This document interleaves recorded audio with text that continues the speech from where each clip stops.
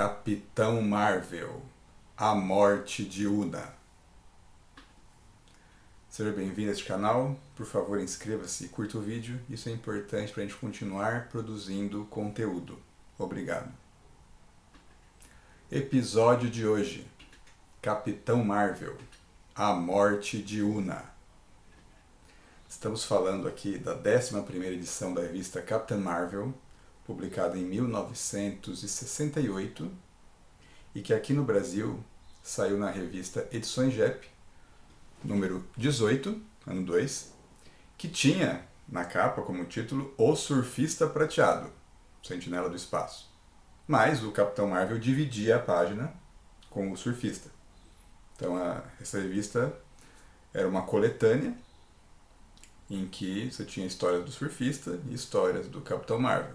Mas originalmente esses personagens, cada um tinha sua revista própria nos Estados Unidos. A gente vê na capa original, à esquerda, né, o Capitão Marvel enfrentando uma nave, enquanto ao fundo você vê um corpo caído. Este é o corpo de Una, a médica que é o amor, o primeiro amor, né, pelo menos que a gente conhece, da vida do Capitão Marvel. E nesta edição acontece uma tragédia que vai definir o Capitão Marvel, vai definir o herói que ele vai se tornar. Nós também vemos ao fundo uma espécie de monumento, né, que está logo atrás do corpo. A gente vai ver que na verdade esse monumento é uma criatura. Mas vamos em frente aqui para explicar, né, o que o Capitão Marvel está fazendo, né, por que a Una está ali caída. A gente começa pelo título da história, Rebirth, né, Renascimento. No episódio anterior, que se você perdeu, você pode ir lá assistir, que é o Fuzilado, o Capitão Marvel estava para ser fuzilado. O seu comandante, Coronel Ion Hogg, ele queria achar uma desculpa qualquer para poder acabar com o Capitão Marvel, tirar ele do caminho para poder ficar com a Una. E ele conseguiu uma chance, porque o Capitão Marvel acabou desobedecendo ordens de uma missão, e aí ele foi condenado à morte por fuzilamento. E a história começa bem no momento em que ele está para ser fuzilado, quando de repente um raio atinge o pelotão de fuzilamento. Então o Capitão Marvel é salvo pelo gongo. O que acontece aí? Acontece que uma nave dos Akon, que são inimigos dos Kree, aparece. E a Una ela havia tentado avisar o Capitão Marvel para salvá-lo, e não conseguiu, ela foi atingida por um raio, a mando do Ion Hogg, ela desmaiou, mas agora ela desperta. Na verdade, ela havia despertado um pouco antes, bem na hora em que estavam apontando as armas para o seu amado. E aí o Capitão Marvel, rapidamente, ele pega as armas do pelotão de fuzilamento, que estavam caídos ali, e começa a contra-atacar, né? E aí nós temos uma incoerência, uma falha aqui da história, porque quando nós vemos os tripulantes das naves Akon, eles são completamente diferentes dos Akons que foram mostrados em Capitão Marvel número 8, que foi a edição na qual os Akons estrearam, na qual eles apareceram pela primeira vez. E, na verdade, eles apareceram mais de uma vez na revista, e nessas duas oportunidades os Akon foram descritos visualmente como seres de pele amarela com cabelos azuis, que trajavam, por padrão, armaduras vermelhas. E agora o Capitão Marvel está enfrentando uns caras que são de aparência humana.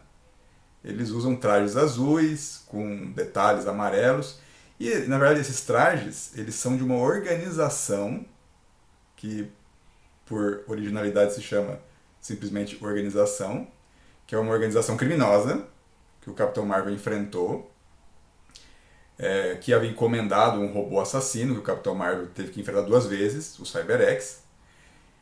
E então, assim, o desenhista aqui, ele falhou miseravelmente, porque ele parece que nem leu as histórias anteriores para poder ilustrar essa. Porque essa aqui é uma falha grave, é uma falha de continuidade. ele pegou e ilustrou um personagem como sendo outro. Então talvez assim um sinal de desleixo, né, com um personagem que não é de primeiro escalão. Bem, e aí o que acontece? Como os Aekons começam a atacar, e eles são inimigos dos Kree, o Yonhog não tem opção a não ser mandar uma tropa para enfrentar os Aekons, e só que ele acaba contrariado com isso, por quê? Nisso ele vai acabar ajudando o Capitão Marvel. Então ele mesmo fala, né? Quer dizer, eu não tenho escolha, eu tenho que ordenar um ataque, mesmo que isso signifique salvar a vida do Capitão Marvel. E aí então os Kree são teleportados para a superfície e começam a contra-atacar os Aekons. E a coitada da Una, ela acaba no meio ali do contra-ataque e acaba sendo ferida. Porque os Kree também não estão nem aí com ela, né? Que é a médica da nave de onde eles vieram. Eles chegam ali atirando. E aí quando o Capitão Marvel ele vê a Una caída no chão, ele entra em desespero, né? E aí ele fala que ele já pensa que ela está morta já, né? E aí ele fala que ele não vai descansar até vingá-la, né? E o Yonhog aparece. O Yonhog aparece falando que o Capitão Marvel não viverá para isso.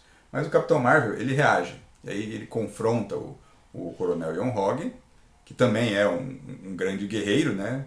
Ele não chegou a ser coronel por acaso. E aí começa a luta entre os dois. Mas aí o Capitão Marvel consegue nocautear o Yonhog, colocá-lo fora de combate, e descobre que a Una ainda está viva. Ela dá sinais de vida, então ele para com a luta, deixa o Yonhog e vai tentar tirá-la dali.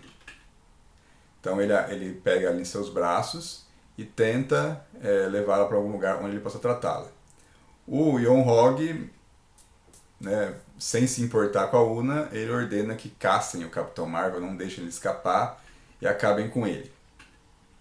O Capitão Marvel ele resolve ir até a base da Força Aérea dos Estados Unidos, a base onde ele estava trabalhando disfarçado como um cientista, como Walter Lawson, e a ideia dele ali é pegar um foguete. E ele realmente pega lá, ele rouba um foguete da base e parte dali. Isso causa assim, um efeito muito negativo para a imagem do Capitão Marvel, que até aquele momento era considerado ali pelos militares e pela chefe da segurança da base, a Carol Danvers, como um herói. A Carol ela diz que não acredita nisso, o Capitão Marvel se tornou um bandido, um ladrão e um renegado. E aí o general ele fala, né, que primeiro teve um prejuízo ali de 20 milhões de dólares, né, ao roubar aquele foguete, e que o Capitão Marvel era uma combinação, né, dos ladrões de Brinks com Benedict Arnold.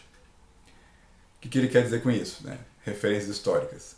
Benedict Arnold foi um oficial que inicialmente ele lutou do lado dos Estados Unidos na Guerra de Independência. Ele era um colono, né, estadunidense. Só que ao longo da guerra ele mudou de lado. Na verdade, ele ia entregar todo o pelotão sob seu comando, mas ele foi descoberto e acabou fugindo sozinho. Mas ele passou para o lado dos ingleses e começou a lutar contra os seus compatriotas. Então, o Benedict Arnold ele se tornou, na história americana, um símbolo de traição. Então, quando o nome dele geralmente é mencionado, ou se for em comparação, né, com alguma pessoa, é porque estão chamando essa pessoa de traidora. E com relação aos ladrões do Brinks, o general está se referindo a um grande assalto que aconteceu em 1950, um assalto no qual vários ladrões mascarados roubaram a sede da empresa Brinks e levaram mais de 1.500.000. Então esse caso acabou assim levando muito tempo a se resolver. Somente com a ajuda de um dos participantes que delatou os demais é que conseguiram finalmente prender e todos foram condenados à prisão perpétua. Então o Capitão Marvel foi comparado, né, a um traidor histórico da história dos Estados Unidos e a grandes assaltantes de banco. E aí, mas ele não está nem aí para isso. Ele está tentando salvar a vida da Una.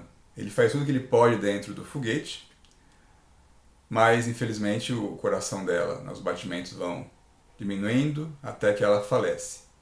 E essa é uma das grandes tragédias da vida do Capitão Marvel. Né? Ele perdeu o grande amor da vida dele, que tinha descido até a Terra para tentar salvá-lo, né? Mas não conseguiu salvar a si mesmo. E aí o Capitão Marvel ele pousa o foguete em um planeta e faz ali um túmulo para a Una. Ele faz um funeral solitário e deixa o corpo da sua amada repousando. Na verdade não é em um planeta, né? Em um asteroide. E aí o Capitão Marvel parte dali. Infelizmente, o Capitão Marvel é interceptado pelo Ion-Hog, o Coronel Ion-Hog foi atrás dele, e ele tem agora uma ideia para acabar de uma vez por todas com o Capitão Marvel. O Ion-Hog ele lança um raio de atração, captura o foguete do Capitão Marvel, e aí com um movimento ele lança o foguete do Capitão Marvel para uma zona da qual ele espera que o Capitão Marvel nunca mais consiga retornar. E aí ele não mata imediatamente, mas provavelmente ele espera que ele tenha uma morte lenta e dolorosa. E aí o Capitão Marvel ele acaba se vendo perdido numa região do espaço que ele não conhece, e ele assim, sem o controle agora do foguete, sem perspectiva de conseguir retornar, nem para o seu mundo Kree, nem para a Terra. Então parece que é o fim para o Capitão Marvel. Entretanto, ele acaba, o foguete acaba indo parar em um planeta desconhecido, um planeta menor do que a Terra. E aí nesse planeta ele conhece uma criatura chamada Zou. É uma criatura que na verdade parece um monumento à primeira vista, é um obelisco, mas que fala. E aí essa criatura ela se interessa pelo Capitão Marvel, ela sabe como ele chegou até ali, sabe quem é o responsável por lançá-lo até aquele planeta desconhecido para que ele morra, e está disposto, por algum motivo desconhecido, a ajudar o Capitão Marvel. Então, essa criatura, que parece ter grandes poderes, ela primeiro vai libertar o Capitão Marvel da sua prisão. O Capitão Marvel tem um bracelete que foi colocado pelo Coronel Ion-Hog, e esse bracelete é usado para vigiar, para controlar o Capitão Marvel, inclusive para castigá-lo, né? O Ion-Hog pode usar o bracelete para infligir dor para o Capitão Marvel. Então a primeira coisa que o Zou faz é libertar o Capitão Marvel do seu bracelete. E aí essa criatura Zou, ela faz que o Capitão Marvel tenha força suficiente para que ele mesmo despedace o bracelete, flexionando os seus músculos. E aí o Capitão Marvel se torna livre. Além disso, essa criatura ela imbui o Capitão Marvel de alguns poderes. Até este momento, o Capitão Marvel é um guerreiro Kree que não tem superpoderes. Ele usa equipamentos, ele usa tecnologia Kree para poder lutar, o que inclui dispositivos que lançam raios, dispositivos que desafiam a gravidade e permitem que ele voe. Então o Capitão Marvel ele é um sujeito que tem os equipamentos, mas a partir de agora ele terá poderes. E com esses poderes ele vai voltar e se vingar do Ion-Hog. O Capitão Marvel faz um pequeno treinamento ali para experimentar os seus poderes. Ele descobre que agora ele tem uma força física muito maior, ele é extremamente forte, ele consegue projetar ilusões, coisa que depois vai ser esquecida. Essa edição aqui é interessante porque ela tem uns problemas de continuidade, assim como os Eikon foram misturados com a organização, também depois esses poderes do Capitão Marvel eles vão ser esquecidos parcialmente. Mas assim, a grande força, a capacidade de voar sem precisar de um dispositivo, isso o Capitão Marvel vai ganhar. Além de uma capacidade de teleporte que também depois vai ser esquecida. Então aqui ele teria super força, capacidade de voo, poder de projetar ilusões e teleporte. O que fica aqui? A super força e o poder de voo.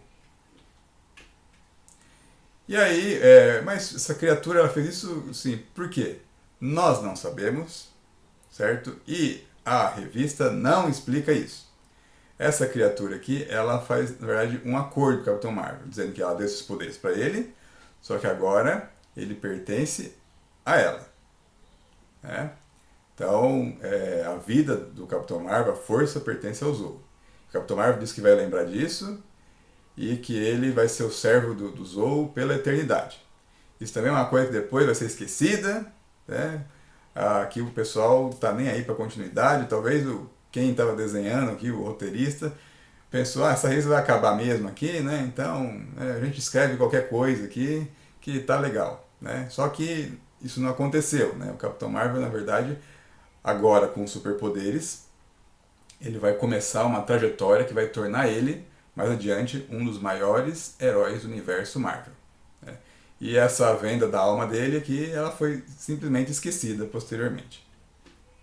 Se você quiser saber agora como o Capitão Marvel, a partir desse momento, vai se tornar aquela figura que a gente conhece, com o uniforme azul, vermelho, então continue acompanhando este canal.